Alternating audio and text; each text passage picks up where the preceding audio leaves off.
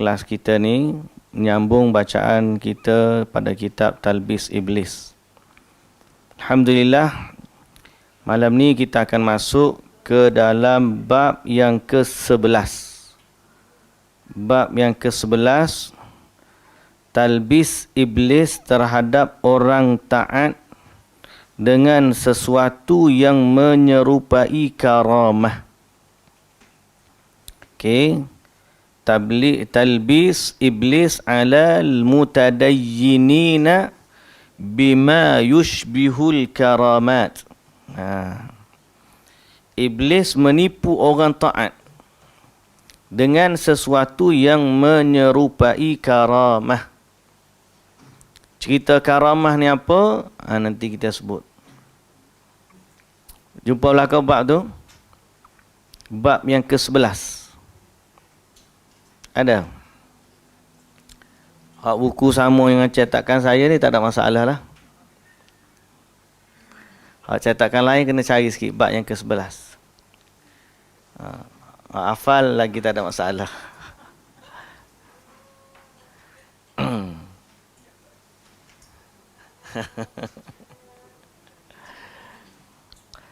Baik.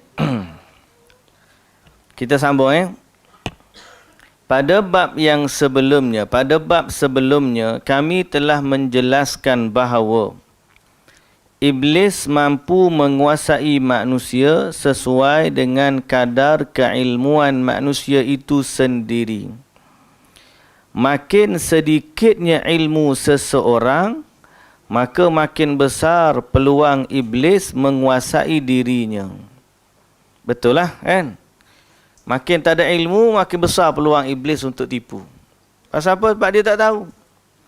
Lagi orang tu jahil, lagi mudah untuk ditipu oleh iblis. Sebaliknya, makin banyak ilmu seseorang, makin kecil peluang iblis untuk menguasai dirinya. Okey? Jadi kita dah baca sebelum daripada ni juga betapa iblis kadang-kadang mengelabui manusia yang orang panggil suka beramal dengan meninggalkan ilmu. Sebab apa dia kata? Maksud daripada ilmu adalah beramal. Jadi selama dia dah sampai kepada tujuan, tak perlu lagi duk fikir tentang jalan. Ilmu ni jalan untuk beramal. Betul tak? Kita belajar, tujuan apa kita belajar? Nak beramal dengan ilmu. Tapi dia kata kalau dah beramal, maka tak perlu lagi kepada ilmu. Akhir sekali dia sibuk dengan zikir, sibuk dengan ni, tapi dia tak belajar dengan ilmu. Jadi, bila iblis berjaya mentalbiskan seseorang taat dengan perkara itu, natijahnya orang ni sedikit ilmu dia, tapi banyak amalannya. Tapi dalam keadaan sedikit ilmu itulah, iblis mempunyai peluang yang sangat besar untuk menipu mereka.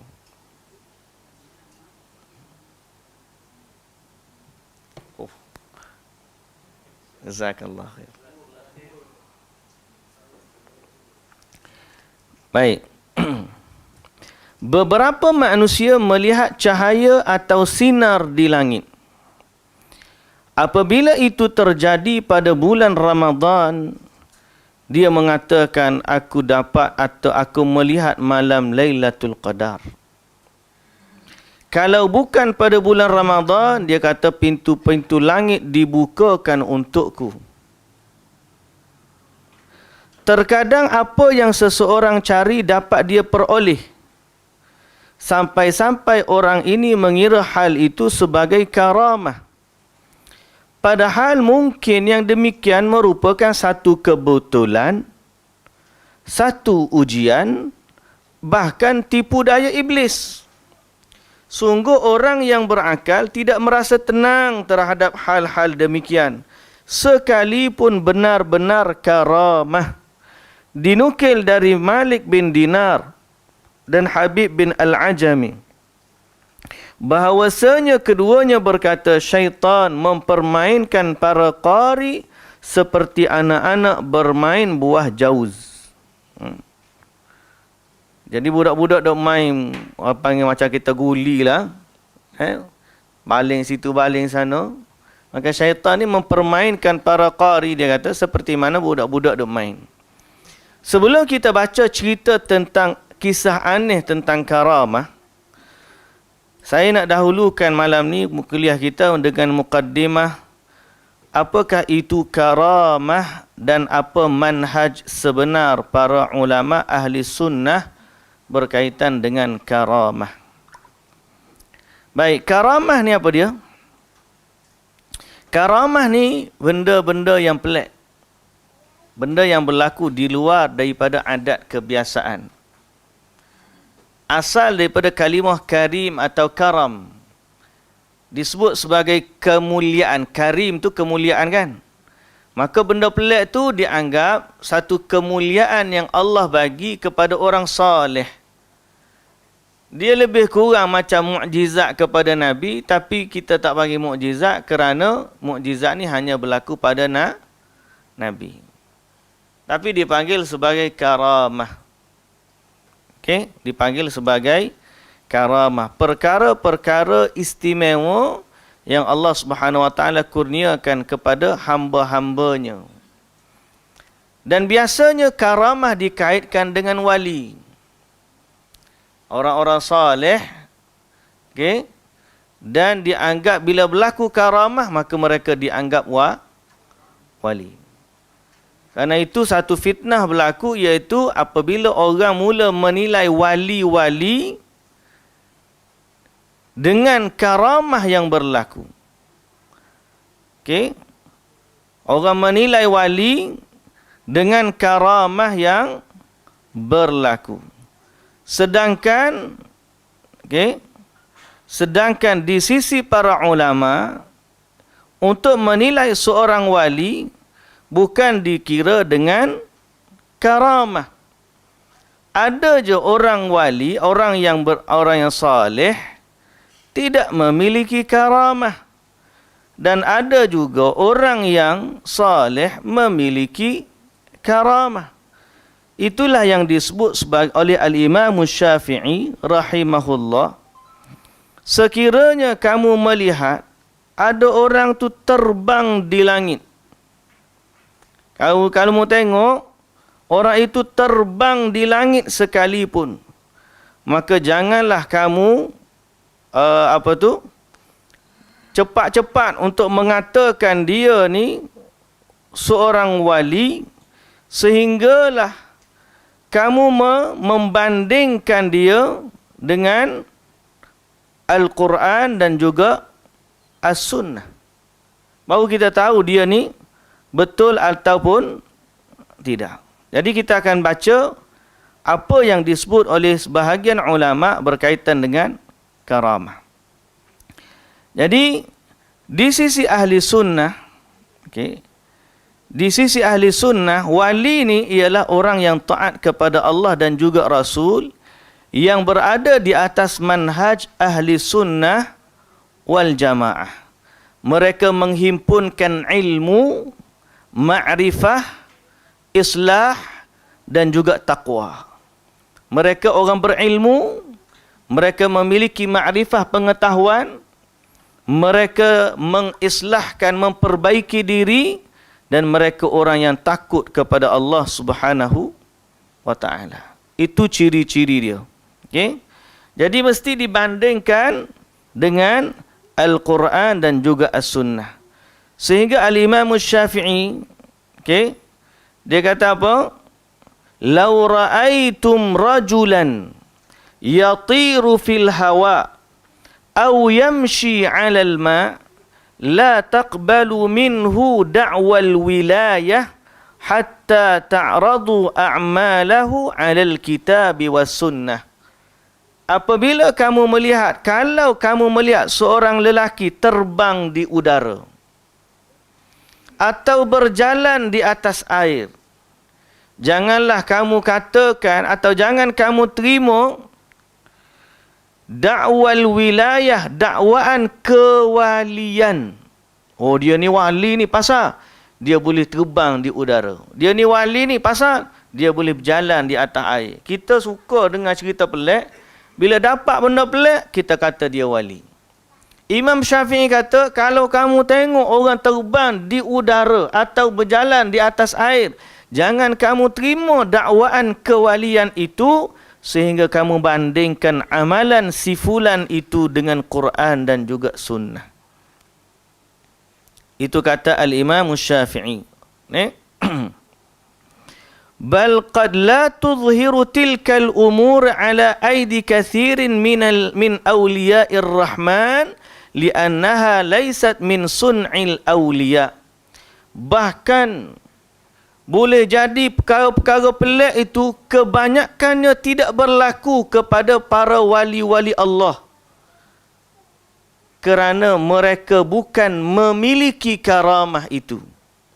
Sebaliknya karamah itu dikurniakan oleh Allah apabila Allah berkehendak sahaja. Bukanlah setiap kali dia nak buat, dia buat jadi. Dia buat jadi, buat jadi. Kalau buat setiap kali buat jadi itu, kita kena hati-hati. Okay? Nabi Musa AS, walaupun dia pegang tongkat dia, hebat tongkat dia, tapi kebanyakan waktu dia buat untuk ketuk-ketuk daun kayu untuk makanan kambing dia. Bukanlah setiap kali dia pergi tu campur tongkat dia jadi ular. Ambil ni campur tongkat tu jadi ular. Dia ambil tongkat tu, mu tahu tak tongkat aku ni. Setiap kali aku campur jadi ular. Tak. Waktu duduk di depan Laut Merah, dia pun tak tahu apa nak jadi. Bila kaum dia kata habislah kami, dia kata qala inna ma'iya rabbi sayahdin. Jangan bimbang, Tuhanku bersamaku, dia akan bagi tahu aku apa yang nak buat. Lalu bila Allah Ta'ala kata suruh pukul laut, barulah dia pukul, terbelah laut dengan mukjizat yang Allah Ta'ala bagi. Itu pada Nabi Musa. Mukjizat pun bukan setiap waktu Nabi nak dia akan dapat. Tidak. Bila Allah berkehendak, barulah Allah. Jadi karamah pun lagi level dia lagi bawah daripada mukjizat. Dia tidak dimiliki oleh wali. Bukan setiap kali dia nak, jadi. Sebaliknya dia adalah satu perkara yang Allah Ta'ala berikan kepada hamba-hambanya.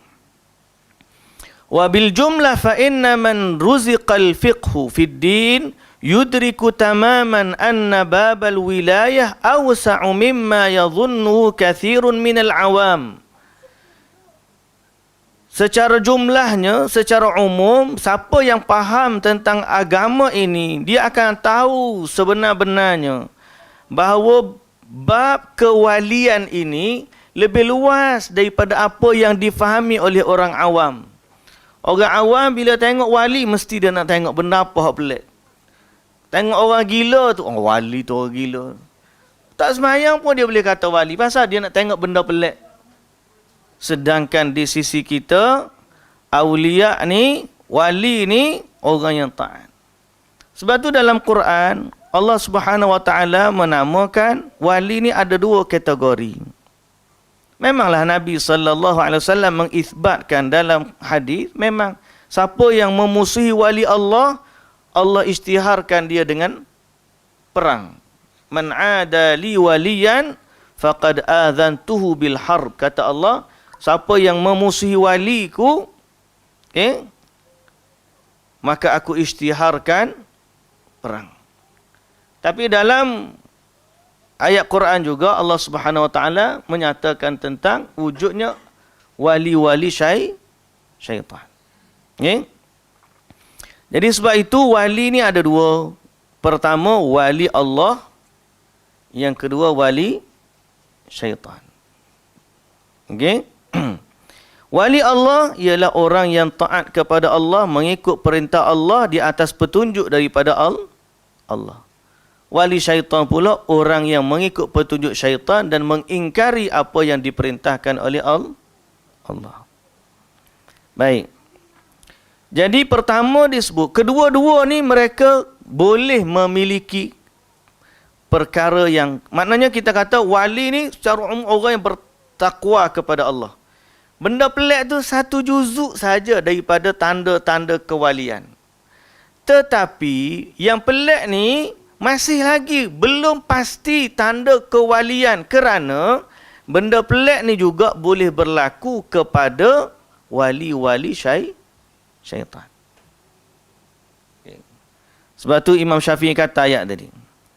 Baik, tiba-tiba berlaku benda pelik pada wali-wali syaitan. Kenapa boleh berlaku? Bapa Allah Ta'ala izinkan perkara tu berlaku. Tahu macam mana dia boleh berlaku benda pelik kepada wali-wali syaitan? Dia tak semayang. Dia isap rokok. Tak pakai baju. Tak tutup aurat. Tapi orang panggil wali. Kemudian tiba-tiba berlaku karamah pula pada pandangan mereka. Lagilah orang tu sanjung dia. Tapi kenapa perkara tu boleh berlaku? Okey. Keadaan pertama berlaku ialah kerana pertama Allah Subhanahu wa taala menginginkan istidraj untuk mereka. Pernah dengar kalimah istidraj? Allah bagi kepada mereka apa yang mereka inginkan sebagai satu fitnah sehingga mereka ni tenggelam dalam kesesatan. Istidraj dipanggil. Yang kemudian yang kedua boleh berlaku juga satu lagi kategori, bukan istidraj. Dia berlaku pelik tetapi dia berlaku secara sihir. Dia bukan wali, dia Tok Bomo, tapi orang panggil wali. Sebab tu boleh jadi, sebab memang dia Tok Bomo. Tok Bomo yang merupakan ahli sihir. Okey. Jadi sebenarnya dia berlaku bukan sebab karamah, tetapi berlaku dengan ilmu sihir. Wa qad athbatat tajrubah anna kathiran minad dajjalin maharatun fi sihir. Telah terbukti ramai daripada kalangan pendusta-pendusta, termasuklah pendusta agama ini, mahir dengan ilmu sihir.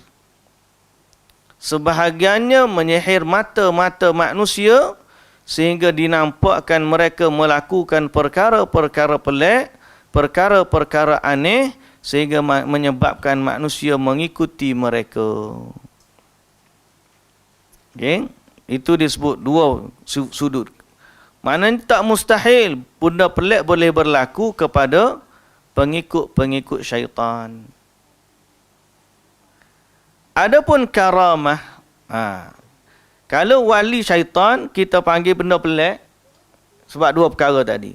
Tapi kalau wali Allah boleh tak berlaku? Jawapan dia memang boleh pun. Kita tidak menolak adanya karamah. Tapi untuk menilai semua benda pelik yang berlaku sebagai karamah, itu bukan manhaj ahli sunnah. Sebagaimana Imam Syafi'i kata tadi, bandingkan amalannya dengan Quran dan sunnah untuk kita pastikan dia tu ulama ataupun wali ataupun pendusta. Adapun karamah kalau betul memang boleh berlaku. Mana dalil adanya karamah? Kita ambil saja kisah-kisah dalam Quran bagi orang yang bukan nabi. Contohnya Ashabul Kahfi. Kan? Allah Ta'ala sampai panjangkan umur 300 tahun. Karamah kata karamah? Karamah. Sebab apa? Mereka orang taat kepada Allah Subhanahu wa Ta'ala. Tidak sabit daripada mereka zikir yang mereka buat sampai tak mati. Mereka menyelisihi sunnah Nabi tak. Mereka orang yang selamat dari akidah. Selamat akidah mereka, lari kerana menyelamatkan akidah. Lalu Allah Ta'ala jaga mereka dalam gua sampai umur mereka 300 tahun. Maka ini benda pelik tak? Pelik. Berlaku dengan ketakwaan kepada Allah? Ya. Maka kita katakan ini sebahagian bentuk karamah. Jadi kita tak menolak karamah. Mana lagi bukti? Bukti yang kedua, kisah Maryam. Nah, Maryam bukanlah orang Nabi, bukanlah Nabi. Tapi setiap kali Zakaria masuk dalam mihrab, dia tengok ada makanan. Sehingga dia tanya, Anna laki hadha, daripada mana makanan ni, buah-buah ni? Qalat huwa min indillah, dia datang daripada Allah. Ada karamah? Ada. Tapi Maryam tu siapa? Orang yang sangat taat kepada Allah dan tidak menyelisihi manhaj agama. Yang ketiga, kisah 3 orang lelaki dalam hadis terperangkap dalam gua. Jadi ada tak benda berlaku? Ada. Memang kita tak menolak wujudnya karamah. Tapi bukan setiap kali kita berkehendak berlaku seperti mana yang kita kehendaki. Dan ada ramai lagi orang-orang soleh yang tidak pun menunjukkan tanda-tanda kepelikan dan tidak memiliki karamah dari sudut pandangan manusia, tetapi mereka adalah orang yang terbaik di sisi Allah Subhanahu wa taala. Contoh, Abu Bakar As-Siddiq radhiyallahu anhu. Cuba tahu tuan cara baca sejarah. Ada tak benda pelik berlaku pada Abu Bakar As-Siddiq? Biasa je. Umar Al-Khattab, waktu pun nampak waktu dia diperlihatkan tentera dia yang berperang. Dalam keadaan lah. Siapa lagi sahabat? Sahabat-sahabat mati, kena bunuh, ramai. Perang, luka. Tak ada seorang pun sahabat dapat ilmu kebal. Khalid bin Al-Walid berapa puluh luka kat tubuh dia. Mana karamah dia? Orang kita kalau tikam tak wali tu. Suka dah. Kita tak menolak karamah. Tapi untuk justifikasi karamah sebagai karamah, mesti dibandingkan dengan Al-Quran dan juga As-Sunnah. Okay? Mesti dibandingkan dengan Al-Quran dan juga As-Sunnah. Dan kita tidak menolak ada orang-orang saleh yang Allah Ta'ala sayang dan Allah Ta'ala jaga. Tapi tuan-tuan yang dirahmati Allah, kita kena ingat, sebesar mana pun orang soleh itu, kita masih ada lagi 2 hak yang lebih besar daripada dia. Hak orang soleh dihormati, disayangi, disanjungi, betul. Tapi ada lagi 2 hak yang lebih besar daripada hak orang soleh. Yang pertama, hak Allah untuk tidak disyirikkan dengan sesuatu. Yang kedua, hak Nabi SAW untuk diikuti sunnahnya. Barulah datang hak orang saleh untuk disayangi, sebagaimana Nabi SAW kata, la yu'minu ahadukum hatta yuhibba li akhihi ma yuhibbu li nafsihi. Tidak beriman seorang kamu sehingga dia mencintai saudaranya seperti mana apa yang dia cinta untuk dirinya. Mana antara hak orang saleh, dia dicintai, disayangi. Tapi jangan sampai melanggar hak yang 2 lebih utama atas tu. Jadi 3 hak kita kena. Hak Allah untuk diibadahi dan tidak disyirikkan. Hak Nabi untuk diimani dan diikuti sunnahnya. Ataupun dia beriman dengan syariatnya, beramal dengan sunnahnya. Dan hak orang saleh untuk disayangi, untuk didoakan. Bukan berarti orang saleh tu empunyanya syariat dan dialah memiliki manfaat dan mudarat. Tak. Itu hak Allah.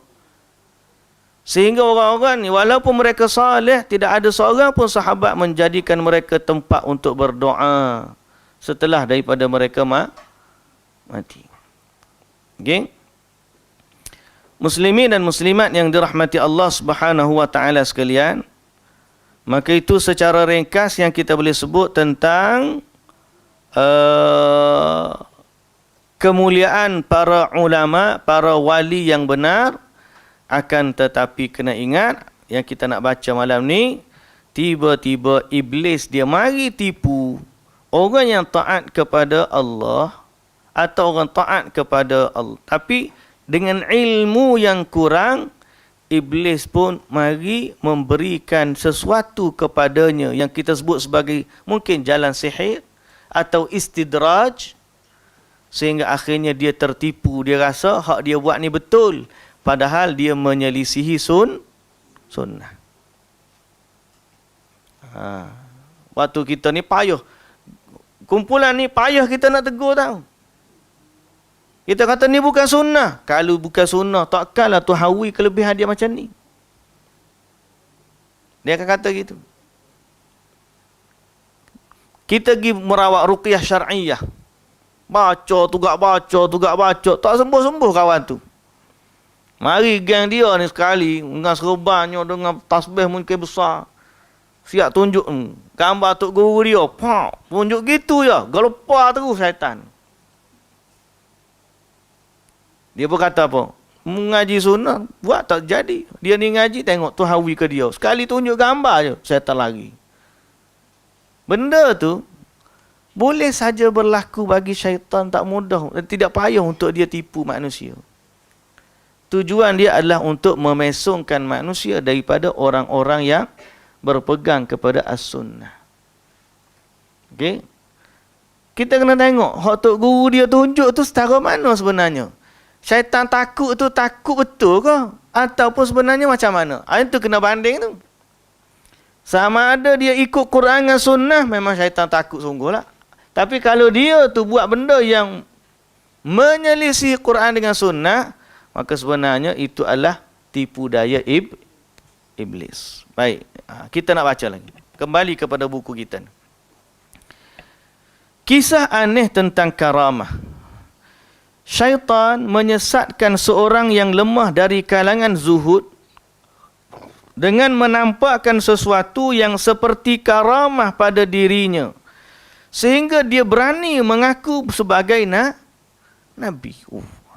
Kisah ada seorang lelaki, dia ni baik tapi ilmu dia kurang. Bila dia buat amal sikit, syaitan pun mari tunjuk kepada dia karamah. Dia anggap tu karamah. Akhir sekali dia sampai satu level, dia anggap itu mukjizat dan dia ni adalah nabi. Dahsyat. Kita baca. Dinukilkan dari Abdurrahman bin Hassan. Dia bercerita, Al-Harith Al-Kadzab berasal dari Damaskus, Damsyik. Dia seorang maula Abul Julas. Dia punya ayah di Ghautah yang kerap didatangi iblis. Al-Harith sendiri dikenal sebagai ahli ibadah serta seorang zuhud. Andai dia mengenakan jubah emas, anda masih dapat melihat dalam dirinya kezuhudan. Orang zuhud sungguh dia ni. Hatta kalau pakai jubah emas pun, kita tak nampak dia terganggu dengan kemewahan emas itu. Kerana zuhudnya dia. Kita ni kalau pakai hiasan cantik sikit mulalah berasa tak nampak langsung tanda zuhud kita. Sengih pun lagu lain dah. Jalan pun lagu lain dah. Sembang pun lagu lain dah. Cara tanya khabar pun lagu lain dah. Saya mula cakap pun lagu lain. Padahal tak pakai jubah emas lagi. Dia ni orang zuhud sungguh sehingga dikatakan kalau pakai jubah emas pun masih lagi nampak padanya ciri kezuhudan. Sebab hatinya memang tak terkesan dengan dunia. Dahsyat. Dahsyat ini. Memang dahsyat. Orang-orang takjub akan tahmidnya. Maknanya bila dia bertahmid, dia puji Allah, orang akan takjub dengan puji-pujian dia. Sebab tidak ada yang bertahmid sebagus miliknya. Satu saat, Al-Harith mengirim surat kepada ayahnya. Surat itu berisi, Ayah, segeralah datang kepadaku kerana aku melihat banyak hal yang aku khawatir ia daripada syaitan. Okey. Ayahnya justru membuatnya sesat dengan mengirim balasan yang berisi, Anakku, lakukanlah apa yang diperintahkan atasmu. Sungguh Allah berfirman, Hal unabbi'ukum ala man tanazzalu syayatin, tanazzalu ala kulli affakin athim. Mahukah aku beritakan kepada kamu kepada siapa syaitan-syaitan itu turun? Mereka turun kepada setiap pendusta yang banyak berdosa. Sementara kamu bukanlah seorang pendusta dan bukan pula seorang yang banyak berdosa. Lakukanlah sahaja apa yang diperintahkan ke atasmu. Faham? Tak faham? Dia orang baik, zuhud. Tapi datang kepadanya bisikan-bisikan yang dia khawatir itu adalah bisikan syaitan. Dia tanya ayah dia, Ayah, aku nak minta nasihat ni. Bahasa kita lah ni. Aku ni ada duduk dengar suara-suara macam ni. ayah marilah datanglah kepadaku. Segeralah datang kepadaku. Aku takut benda ni syaitan. Ayah dia jawab apa? Mu dengar je lah hak dia royak tu. Bisikan itu kamu terima je. Pasal apa? Kamu tak dengar ke ayat Quran? Ayat Quran kata syaitan ni dia turun pada pendusta yang banyak dosa. Kamu orang baik, kamu tak ada dosa. Maka lakukanlah apa yang diperintahkan kepada kamu. Maka si anak ni mula merasa apa yang dia dengar tu bukanlah daripada gangguan syaitan, sebaliknya dari ilham-ilham ketuhanan. Okay? Mula dah dia fikir lagu tu. Lepas tu, Al-Harith akhirnya menemui setiap orang yang gemar ke masjid. Dia menceritakan apa yang dialaminya. Dia pun membuat perjanjian serupa keyakinan untuk menerima sesuatu yang diredai yang dilihatnya. Tetapi tidak begitu sikap yang ditunjukkan apabila melihat sesuatu yang tidak diredainya, atau dengan kata lain, dia merahsiakannya. Bahasa mudahnya, lepas pada tu, dia pergi jumpa dengan orang-orang kat masjid. Dia cakap-cakap sikit, kalau orang tu percaya, dia pun mula cerita apa yang dia dengar. Tapi kalau orang tu nampak tak berapa reda dengan dia, dia pun mula menyembunyikan identiti dia. Ni Al-Harith ni. Kepada mereka itulah Al-Harith memperlihatkan pelbagai bentuk keajaiban. Misalnya, saat mendatangi batu marmar di masjid, yang dia ketuk-ketuk dengan tangannya, lantas batu itu pun bertasbih. Ketuk-ketuk-ketuk, bunyi tasbih dekat batu. Asyik. Kita jangan ingat main-main. Kita ni tak diuji setara ni. Tapi kalau tiba-tiba Allah mari uji, tiba-tiba duduk dalam rumah kita tu bunyi. Makhluk-makhluk lain bertasbih, kita duduk berzikir, makhluk lain bertasbih. Tak siapa ayah tengah-tengah berzikir baca Quran, kipas mati pun. Oh, kipas malaikat mari nak dengar aku. Lagu tu ya, kita ni kena tipu mudah ya. Sebab kita suka benda pelik kan. Ayah suka dulu, zaman dulu. Kita suka baca. Bukan mesti kau level mesti lain. Dia ada buku tebal-tebal ni, kisah wali-wali Allah. 50 kisah wali-wali Allah. Gapo kisah benar, gapo kisah gapo. Tak pernah jumpa zaman dulu. Kita suka baca. Dia terjemah kitab-kitab daripada Arab. Terjemah. Kita pun sukalah baca. Bila kita baca buku cerita pelik-pelik tu, kita mula menganggap kita nak kepada benda-benda pelik. Kalulah aku tengah baca Quran, tiba-tiba malaikat turun dengar. Kalulah. Tak semua kata malaikat. Kita pun dengar cerita Nabi Daud bila baca Zabur, burung berhenti. Kita tengah baca Quran, tengok ada ke burung nak berhenti, kita baca. Dia marilah benda-benda gitu. Kalulah kena tipu masa tu syaitan. Dia mari berupa burung, dia berhenti tengok. Dia kata, wah aku malaikat mari dengar. Burung berhenti. Gitu je. Semoga Allah Ta'ala jaga kita daripada tipu daya syaitan. Tapi Al-Harith ni, dia sebut kisah dia, bila dia ketuk batu marmar masjid, dia ketuk-ketuk lantas batu tu pun bertasbih. Dia juga terbiasa memberi mereka makan buah-buahan musim panas di musim dingin. Waktu musim panas, dia mari makan bagi buah musim sejuk. Dahsyat. Bahkan Al-Harith pernah berseru, keluarlah kalian semua, akan kuperlihatkan malaikat kepada kalian. Dia pun membawa mereka ke Dairul Muran, lalu memperlihatkan beberapa sosok penunggang kuda yang tampak gagah. Nampak orang yang naik kuda. Dia kata itulah malaikat. Dia boleh tunjuk kepada orang. Sehingga akhirnya dia mempunyai ramai pengikut. Kehebatannya makin tersebar luas. Dan para pengikutnya pun semakin bertambah banyak. Sehingga beritanya sampai ke telinga Al-Qasim bin Mukhaimirah. Saat bertemu Al-Qasim, maka dia pun berkata kepada Al-Qasim, aku adalah seorang Nabi. Apa? Dia ngaku dia ni Nabi. Kita orang ngaji, boleh tak kita boleh terima benda tu? Tak Bukan, sebab kita ngaji dalam hadis Nabi kata, wala la nabiyya ba'di. Tak ada dah nabi selepas daripada aku. Dan kita baca ayat Quran, wa ma Muhammadun ma kana Muhammadun aba ahadin min rijalikum walakin Rasulullah wa khataman nabiyyin. Dan Nabi Muhammad itu adalah penutup sekalian nabi. Jadi mustahil kita boleh terima seorang mengaku nabi. Tapi kerana jahilnya Al-Harith ni, dia zuhud.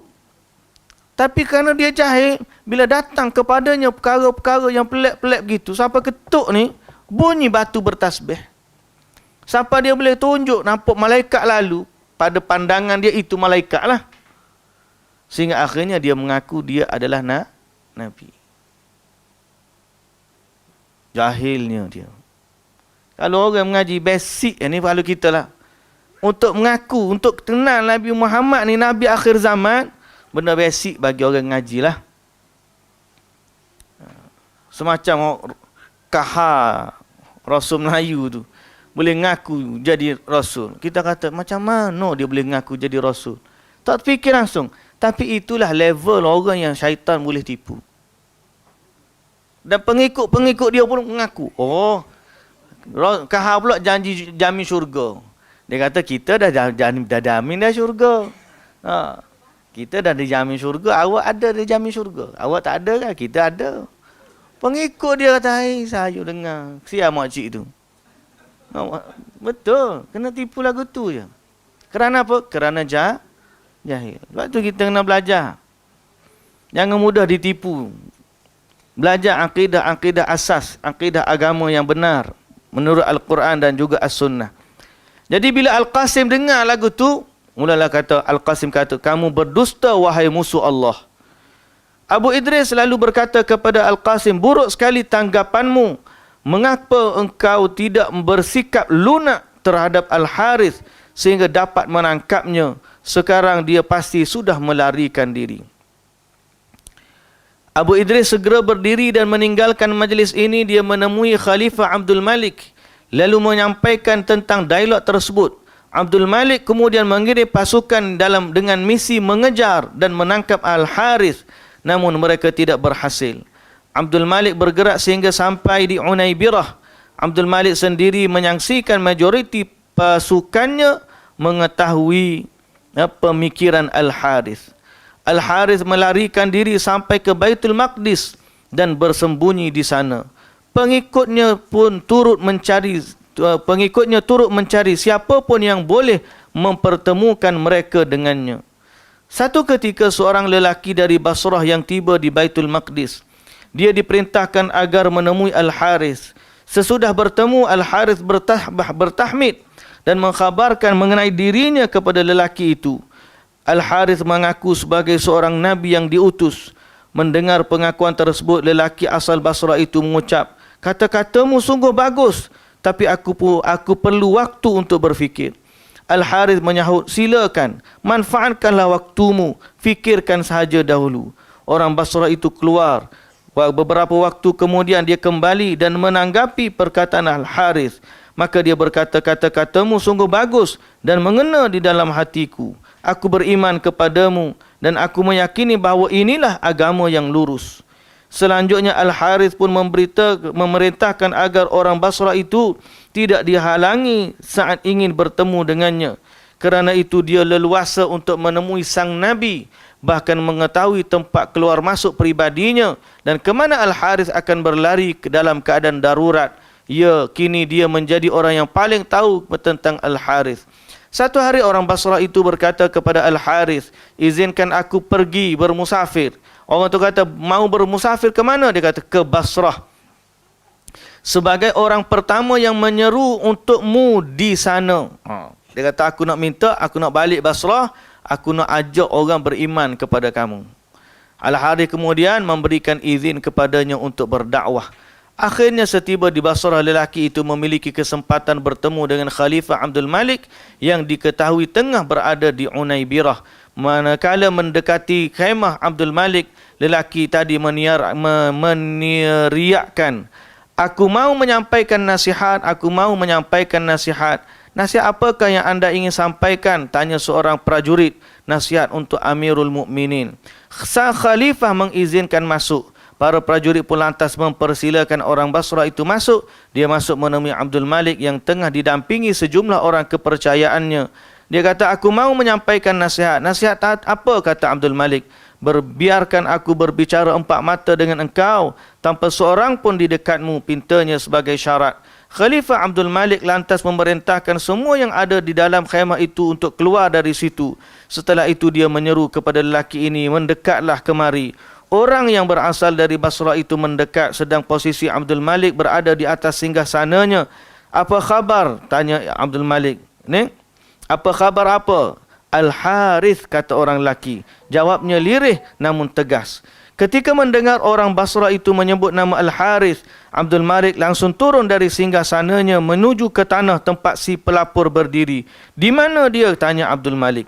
Wahai Amirul Mukminin, dia berada di Baitul Maqdis. Aku tahu betul jalan masuk, jalan keluar masuknya. Tutur orang Basrah itu menjelaskan. Dia pun menuturkan kisahnya dengan Al-Harith, termasuk yang harus dilakukan terhadap si Nabi palsu ini. Abdul Malik lalu menyimpulkan, kamu temannya. Sejak saat ini, kamu adalah Amir Baitul Maqdis dan Amir kami di sini. Silakan kamu perintahkan apa sahaja kepada kami sesuai rencana. Orang Basrah itu mengerti dan mula menjelaskan, wahai Amirul Mukminin, utuslah bersamaku beberapa orang yang tidak faham bahasa Arab.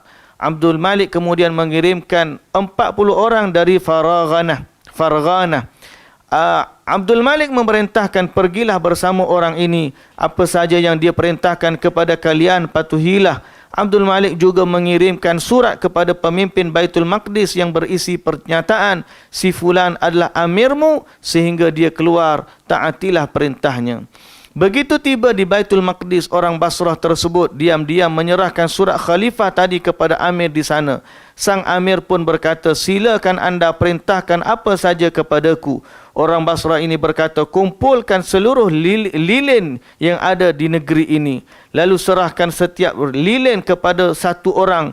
Tempatkanlah orang-orang itu di lorong-lorong dan sudut-sudut Baitul Maqdis. Nanti saat aku serukan nyalakan, maka berarti mereka semua harus menyalakan lilin masing-masing. Sang Amir Baitul Maqdis menempatkan orang-orang di lorong-lorong dan sudut-sudut Baitul Maqdis secara sesuai perintah. Orang Basrah itu kemudian mendekati tempat Al-Harith berada. Dia mendatangi pintu lalu menyeru pada sang penjaga pintu, izinkanlah aku menemui Nabi Allah. Penjaga pintu menyahut, pada saat seperti ini tidak boleh ada seorang pun yang menemuinya sehingga pagi tiba. Lelaki itu menyeru, beritahu beliau kalau aku telah kembali dan begitu rindu kepadanya, bahkan sebelum aku tiba di Basrah.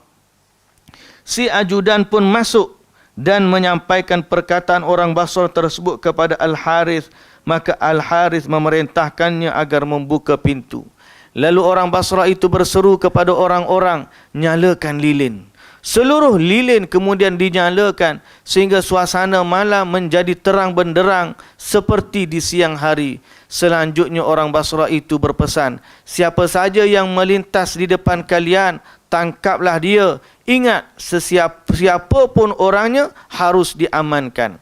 Orang Basrah tersebut pun masuk setelah penjaga keluar dan mengetahui rencananya dan menelusuri satu tempat yang dia ketahui sebagai jalan rahsia untuk dapat mencari Al-Harith. Meski demikian, pencarian tidak membuahkan hasil. Para pengikut Al-Harith berkata, mustahil kalian hendak membunuh Nabi Allah. Dia baru saja diangkat ke langit.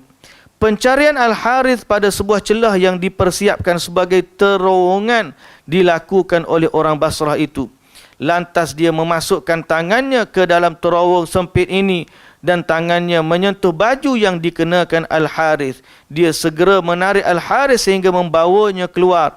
Dia berkata kepada orang Farghanah, ikatlah dia. Mereka bergegas mengikatnya. Saat dibawa dengan kuda pengantar, Al-Harith bertanya, apakah kalian akan membunuh seorang yang mengatakan, Rabbku Allah, Tuhanku Allah? Maka salah satu dari orang Farghanah yang tidak faham Arab berkata, ini adalah karamah kami, maka keluarkanlah karamah anda. Mereka membawa Al-Harith hingga sampai ke depan Khalifah Abdul Malik. Tahu akan kedatangannya, Khalifah memerintahkan supaya memasang kayu untuk menyalib Al-Harith. Lantas Al-Harith disalib. Abdul Malik kemudian meminta tombak lalu memerintahkan prajurit menikam Nabi palsu ini. Namun pada saat ditikamkan ke tulang rusuknya, tombak itu terpental, terpelanting sehingga orang-orang pun berteriak, Nabi itu tidak lut oleh senjata. Melihat apa yang terjadi, salah seorang Muslim meraih tombak tadi lalu berjalan menghampiri Al-Harith. Dia maju dan mencari tahu apa yang harus dilakukan. Ketika berada tepat di hadapan Al-Harith, dia menikam bahagian antara dua tulang rusuknya dan dia pun berhasil menembus anggota tubuh ini sehingga membunuhnya. Al-Walid bertutur, aku diberitahu bahawa Khalid bin Yazid bin Muawiyah menemui Abdul Malik bin Marwan. Khalid bin Yazid lalu berkata, andai aku ada pada saat itu, aku tidak akan menyetujui keputusan membunuhnya. Mengapa? Tanya Abdul Malik. Khalid lantas menjawab, dia hanya menganut satu faham, andaikan anda membuatnya kelaparan, nescaya faham itu hilang darinya. Baik, cerita panjang. Al-kisahnya, orang zuhud mengaku jadi Nabi. Akhirnya mati kena bunuh disebabkan dia mengaku jadi Nabi itu. Kata Khalifah akhirnya, Khalid bin Yazid kata apa? Aku tak setuju kamu bunuh. Sebab dia salah faham. Kalau kamu biar dia lapar sikit, dia boleh berubah akidah dia. Tapi memang dari sudut hukum, siapa mengaku jadi Nabi boleh saja dibunuh. Baik. Talbis iblis dengan sesuatu perkara yang menyerupai karamah pada wali Allah. Jadi itu tadi kita baca kisah macam mana orang zuhud yang sangat baik puji-pujiannya terhadap Allah ditipu oleh iblis sehingga akhirnya mengaku menjadi Nabi. Baik. Betapa banyak orang yang tertipu oleh sesuatu yang menyerupai karamah. Sebelumnya telah kami riwayatkan dari Abu Imran, dia berkata, Farqad berkata kepadaku, wahai Abu Imran, hari ini aku sedang fokus terhadap urusan pajakku, iaitu sebesar 6 dirham. Hilal sudah muncul sementara aku belum mempunyai wangnya, maka aku hanya bisa atau boleh berdoa. Setelah itu ketika aku sedang berjalan di tepi sungai Furat, tiba-tiba aku menemui recehan sekitar 6 dirham. Aku lantas mengambil wang itu dan menimbangnya. Ternyata jumlahnya tepat 6 dirham, tidak kurang, tidak lebih. Abu Imran berkata, sedekahkan wang itu kerana itu bukan milikmu. Ketahuilah Abu Imran adalah kunyah dan panggilan Ibrahim An-Nakhai, salah seorang ahli fiqh yang berasal dari Kufah. Perhatikanlah perkataan dan sikap fuqaha yang tidak mudah diperdaya. Abu Imran menceritakan bahawa wang tersebut tergolong luqatah dan dia tidak tertarik dengan kisah mengenai sesuatu yang menyerupai karamah. Abu Imran tidak menyuruh Farqad mengumumkan luqatah itu kerana menurut mazhab orang Kufah, luqatah yang nilainya kurang dari 1 dinar tidak wajib diumumkan. Sepertinya Abu Imran menasihatkan Farqad agar menyedekahkan wang tersebut supaya tidak membuat dirinya mengira diberikan kemuliaan berupa karamah untuk mengambil dan menginfakkan wang tersebut, membelanjakanlah wang tersebut. Baik, faham cerita tu. Seorang lelaki, dia ada hutang. Okey. Hari ini aku tengah fikir masalah hutang, ada hutang sebesar 6 dirham. Dah cukup bulan dah ni, duit tak ada lagi. Tiba-tiba waktu aku berjalan, tengah-tengah berjalan, jumpa duit sekitar 6 dirham. Sama dengan hutang aku. Tak lebih, tak kurang. Jadi dia pun pada saat itu dia kata, ni mungkin Allah Ta'ala nak bagi kat aku lah. Karamah ni memang boleh cukup-cukup nak bayar hutang, tak lebih, tak kurang. Duit aku jumpa sama dengan jumlah hutang aku. Lepas tu dia tanya Abu Imran. Abu Imran kata, jangan ambil duit itu, sebaliknya sedekah. Baliknya sedekah. Kenapa pula kena sedekah? Sebab dari sudut hukum, duit itu adalah luqatah. Luqatah ni apa? Barang-barang yang kita jumpa yang tak tahu tuan dia. Apa hukum luqatah?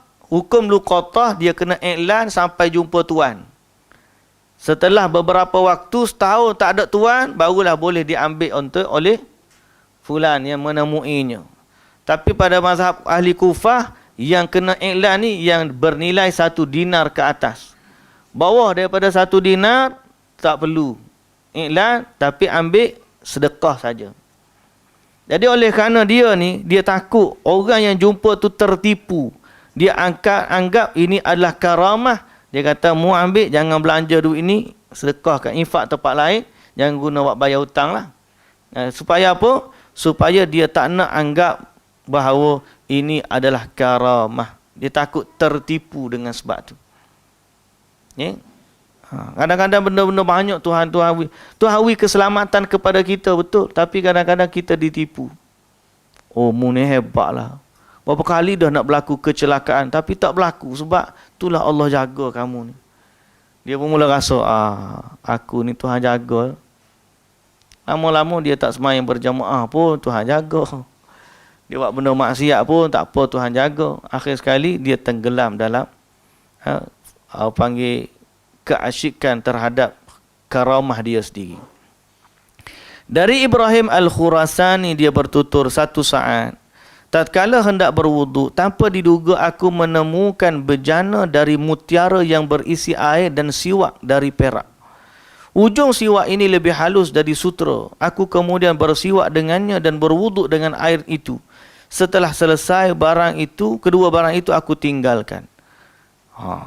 Dia kata, ada juga orang tu tengah-tengah nak berwudu, tiba-tiba ada satu bekas daripada mutiara yang berisi air. Bejana dari mutiara yang berisi air dan siwak dari perak. Bagaimana? Hujung siwak tu lebih halus daripada sutera. Aku pun guna berwuduk. Lepas tu habis aku pun tinggal. Seolah-olah memang benda ni datang untuk memberikan pahala lebih kepada dia lah. Namun kisah di atas bersumber dari orang yang tidak boleh dipercayai periwayatannya. Kalaupun sahih, kisah ini menunjukkan minimumnya ilmu Al-Khurasani. Kerana jika memahami fiqh, tentu dia tahu bahawa menggunakan siwak perak tidak dibolehkan. Jadi lantaran ilmunya minimum, sedikit, maka tanpa ragu dia memakai siwak dari perak tersebut. Apabila dia mengira ia sebagai karamah, perlu dimaklumi bahawa Allah tidak akan memuliakan seseorang dengan sesuatu yang dilarang digunakan menurut syariat, kecuali apabila Allah hendak menampakkan hal tersebut sebagai ujian bagi dirinya. Kadang-kadang Allah Ta'ala memang bagi karamah, tapi karamah ni kadang-kadang Allah bagi benda tu pelik je, tapi bukan sebagai karamah. Ada juga disebut sebagai ujian, ibtila. Tuhan nak tengok kita ni setara mana. Jadi sebab tu lepas lama kita dah belajar gini, dulu kita minat benda-benda pelik, lah ni kita takut pula kalau benda pelik berlaku kat kita. Kita takut terfitnah, kita takut diuji oleh Allah. Baik kita tak tahu kemuliaan kita di sisi Allah, supaya kita boleh terus-menerus melakukan ketaatan kepada Allah. Allah Ta'ala kata, walladzina yu'tu ma atau wa qulubuhum wajilatun annahum ila rabbihim raji'un. Mereka buat amal tapi hati mereka tetap takut kepada Tuhan. Kenapa? Sebab mereka takut amalan mereka tidak diterima oleh Allah. Orang-orang soleh dalam Quran begitu sifat dia. Kita bimbang, kita buat, tiba-tiba dapat karamah. Contohlah, dianggap karamah. Pertama sekali fitnah dia, kita akan anggap amalan kita diterima oleh Allah. Kemudian kita akan anggap kita memiliki kedudukan yang istimewa di sisi Allah. Dan di saat itu iblis mulalah mari macam-macam lagi dia boleh bisik, sehingga akhirnya kita menyimpang daripada petunjuk dari Allah Subhanahu wa taala. Sedangkan para ulama dulu, para orang soleh tidak pernah beramal untuk cari karamah. Orang kita ni memang nak ilmu kebal. Zikir sekian-sekian, tujuan dia nak suruh kebal. Memang nak ilmu pelik. Amalan sekian-sekian untuk dapat benda pelik tu. Lalu bila dia dapat ilmu kebal, dia tanya, buat amalan ke apa dapat ilmu kebal? Dia nak buat juga. Padahal, kalau dia sudah niat nak ilmu kebal tu, salah dah buat amal. Patutnya kita buat niat dapat pahala. Niat menambahkan ketakwaan kepada Allah. Itu niat patut kita beramal dengannya. Bukan nak cari benda pelik. Okey? Jadi sebab tu, bila kita baca kisah-kisah orang soleh, benar ada karamah berlaku. Tapi tak pernah pun mereka beramal untuk mendapatkan kemuliaan itu. Melainkan Allah bagi kepada mereka waktu Allah nak bagi, dan dia pun kadang-kadang tak tahu pun benda tu Allah nak bagi kat dia. Okay? Sebaliknya kalau orang sihir, dia boleh tunjuk. Bila dia nak tunjuk, dia boleh tunjuk bila masa dia nak tunjuk. Nabi pun tak boleh lagu tu. Okay? Kita baca dalam surah, kejap.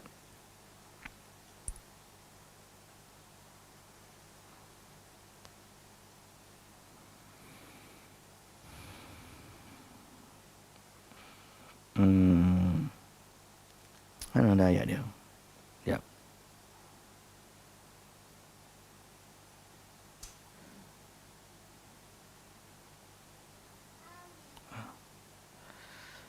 Okey, surah Ibrahim ayat yang ke-11.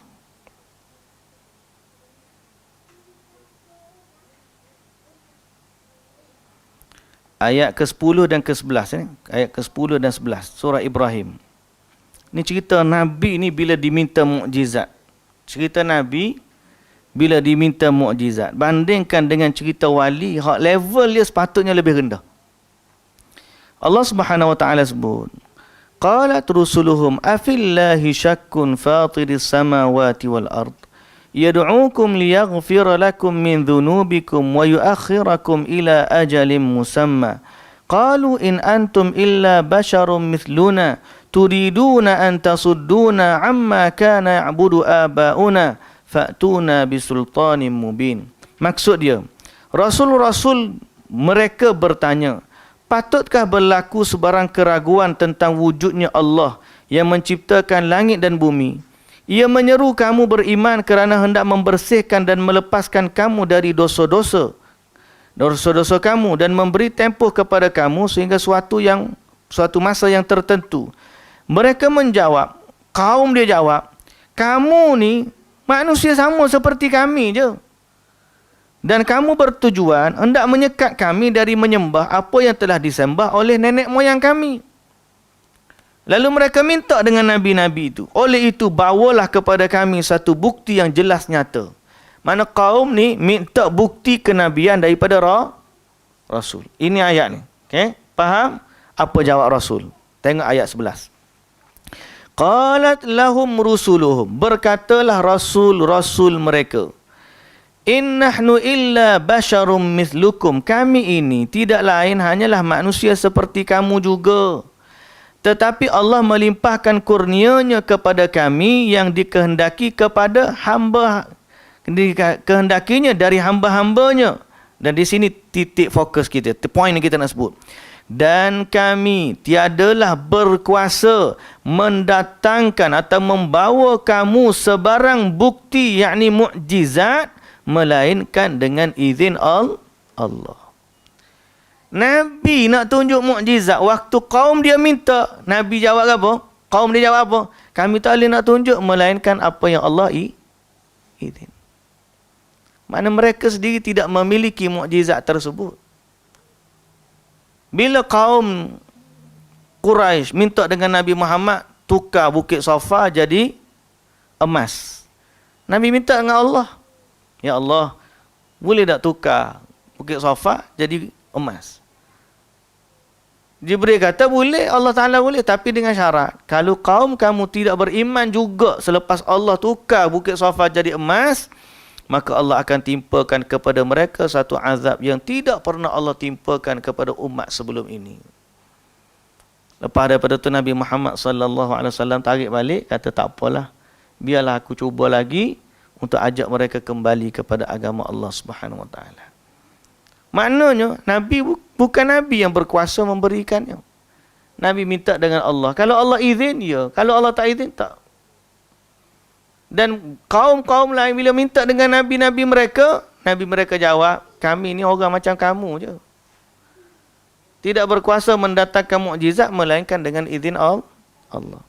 Jadi kalau mukjizat tu level lagu tu, karamah lagi lah. Kalau setiap kali orang tu kejap-kejap tubik karamah, kejap-kejap tubik karamah, maknanya bahasa mudah kita kata itu sifatnya ahli sihir. Kerana Allah Subhanahu Wa Taala mengizinkan ahli sihir ni dengan istidraj dan juga dengan bantuan syaitan boleh mendatangkan apa yang mereka nak setiap kali mereka nak. Okey.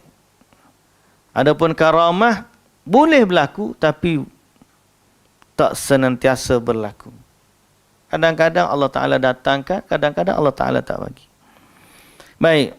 Jadi sebab tu saya katakan muslimin dan muslimah yang dirahmati Allah, hati-hati. Kalau kadang kita lari daripada benda-benda pelik, biarlah benda kita tak pelik. Dulu mula-mula ada teringat juga. Kalau benda gini berlaku, macam-macam lah kita ni. No. Dengar kicau Tok Wali tu isi air dalam kereta. Ganti minyak, tak mampu kereta tu boleh jalan beratus. Kita pun mikir, aku kalau habis minyak ni terlalu berbahaya, jadi ke tak? Tapi nasib baiklah Tuhan tak ubi siapa berbahaya sengoti. Tapi begitulah, bila kita dah baca cerita pelik, akhir sekali kita suka. Dan orang itu dianggap wali. Tapi kalau kita banding dengan petunjuk Quran dengan sunnah, wali Allah sebenarnya ialah orang yang taat kepada Allah, mengikuti sunnah Rasul, dan tak semestinya dia memiliki benda-benda pelik. Boleh. Jadi ada banyak lagi cerita sebenarnya sebagai contoh. Nanti kita akan sambung pada pertemuan kita yang akan datang. Wallahu ta'ala a'lam. Ada soalan nak tanya? Ya.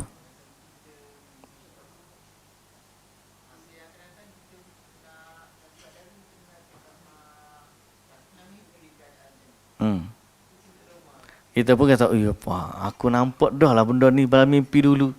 Belum berlaku dah nampak dah berlaku. Nah, kalau pun dia berlaku, jangan pernah kita kata itu karamah. Mungkin kita kebetulan. Mungkinlah kita kata kebetulan. Dan jangan tazkiyah diri sendiri lah. Jangan. Yalah, ilham tu kadang-kadang Allah Ta'ala bagi mimpi yang benar, mimpi yang soleh tu ada. Tapi kalau dengan mimpi tu, kita nak anggap wali, kita tahu dia mimpi tu, mimpi siapa macam. Kita banding, kita solat 5 waktu lagu mana. Kita mustahil berlaku karamah pada seorang yang jauh daripada ketaatan kepada Allah Subhanahu Wa Ta'ala. Benda pelik tu boleh berlaku dalam kehidupan ni, banyak benda pelik. Kadang-kadang kita nak kemalangan tak jadi kemalangan. Sikit lagi nak kena. Kita tengok dalam video kadang-kadang seconds, beberapa saat yang menyelamatkan dari kematian. Kadang-kadang orang kafir tak beriman pun berlaku pada dia. Benda-benda macam tu. So jadi kita tak boleh nak andai nak kata itu adalah karamah. Ambil kata-kata Imam Syafi'i tadi. Imam Syafi'i kata, kalau kamu tengok orang terbang di langit sekalipun, jadi jangan anggap dia tu wali sehingga kamu bandingkan amalannya dengan Quran dan Sunnah. Dan kita nak mati dalam keadaan berpijak di atas manhaj ahli sunnah wal jamaah, walaupun dalam keadaan kita tak terima benda-benda pelik gitu. Lebih selamatlah, lebih aman daripada fitnah. Kalau benda tu Allah bagi contohnya, dan kita tak anggap pun benda tu karamah pada kita, tak ada masalah. Contoh kita kata, tak tahulah aku. Pernah berlaku tapi boleh jadi kebetulan kot. Tapi kita stay dengan amalan yang kita dah buat. Itu lebih baik. Supaya kita tidak terfitnah diri kita dengan menganggap kita ni orang yang, lebih baik kita menunduk merendah diri. Sahabat-sahabat Nabi, kita pernah jumpa ada seorang tabi'in kata, saya lupa nama dia. Aku jumpa 30 orang sahabat Nabi. Ke-30, semua 30 tu takut ke atas diri mereka kemunafikan. Padahal dia sahabat. Lepas tu Allah Ta'ala kata, fala tuzakku anfusakum huwa a'lamu bimanittaqa. Jangan kamu sucikan dirimu sendiri kerana Allah lebih tahu siapa yang lebih bertakwa. So dalam isu karamah ni kita sangat-sangat elakkan diri jangan tertipu. Dan jangan justifikasi amalan kita berdasarkan karamah. Oh dia buat amalan ni macam ni, macam ni, macam ni, dia dapat ilmu kelebihan macam ni, macam ni, macam ni. Kelebihan bukan justifikasi amalan. Yang memberikan amalan tu benar ataupun tidak Al-Quran dan juga As-Sunnah. Lebih baik kita, kalau kita dapat, kita diam, jangan cerita kat orang. Dan kita pun tak anggap benda tu sebagai satu benda yang istimewa. Kita takut mari penyakit ujub pula nanti naya. Lebih baik kita kata, aku ni hamba Allah yang biasa, kelebihan dah ada pada Allah. Kalau nak dapat kemuliaan, lebih baik dapat kemuliaan di syurga. Sehingga siapa sahabat yang kaya, Abdul Rahman bin Auf, Uthman bin Affan, dia tengok harta dia, dia menangis. Dia kata, aku takut ini adalah ganjaran yang Allah segerakan untuk aku di dunia, sehingga aku takut tidak ada lagi ganjaran untukku di akhirat. Siapa tahu tu sahabat-sahabat Nabi. Dia tak cari benda-benda pelik, benda-benda yang memuliakan dia di dunia, sebab dia lebih menginginkan akhirat dia. So benda-benda macam tu kita kena elokkan diri dengan tu. Kadang-kadang orang tu mimpi, dia kata dia mimpi jumpa Nabi. So dia anggap dia ni betul, dia anggap dia ni baik, dia wali dan sebagainya. Padahal amalan dia menyelisih sunnah Nabi. Takkanlah seorang yang menyelisih sunnah Nabi pada amalannya boleh datang Nabi tunjuk apa tu, memberikan kemuliaan, Allah berikan kemuliaannya dengan mimpi jumpa Nabi sallallahu alaihi wasallam. Okey, menyelisih Nabi. Jadi benda-benda macam itulah kalau boleh kita elakkan. Boleh jadi berlaku, tapi lebih baik kita jaga diri kita, mengelakkan diri daripada tertipu dengan perkara tersebut. Dan kita minta tujuan apa kita nak benda tu. Benda-benda pelik gitulah. Kita nak tahu masa depan kau, kita nak dapat ilmu-ilmu gaib kau, kita apa. Semua tu kalau ada maksud kebaikan dunia, biarlah datang melalui orang lain supaya kita tak terfitnah agama kita. Kalau datang untuk kebaikan akhirat, maka lagi-lagi patutlah kita tak perlu kaitkan dengan dunia. Sebaiknya kita tangguhkan dia, minta-mintalah kebaikan itu untuk akhirat kita. Gitulah saja. Wallahu ta'ala alam. Ya.